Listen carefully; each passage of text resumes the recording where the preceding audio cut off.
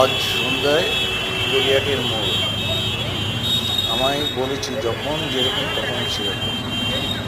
আজকে দেখাচ্ছি ঠিক গড়িয়াটের মোড়ে, যেখানে দাবা টাবা খেলে, যারা ইন্টারেস্টে যায় সুন্দর সাজিয়েছে এই সরকার। মাঝখানটায় দাবা খেলার জায়গা, তবুও দিনকে দিন নোংরা হচ্ছে। প্রথমে সেই নোংরাটা দেখালাম।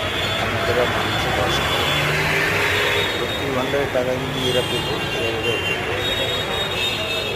যার এখানে মানুষ দাবা খেলে, সুন্দর সময় কাটায়, গানও করে।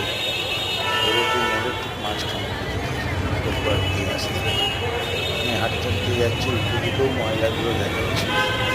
স্বচ্ছ ভারত বোধহয় নামে, বা এটা বোধহয় কলকাতার ক্ষেত্রে প্ল্যাটফর্ম খাটে না। গড়িয়াটের মতো বিখ্যাত জায়গায় সকাল থেকে একটা ছিল, গম্ভীর হয়ে গেল।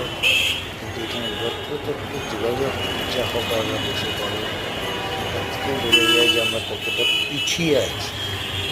আমি এখন অতটা সাবলীল নয়, পিছিয়ে হয়তো বলতে পারছি না, কিন্তু আপনারা যারা যদি দেখেন বুঝবেন, আসেন এই জায়গাগুলোর অবস্থা কী।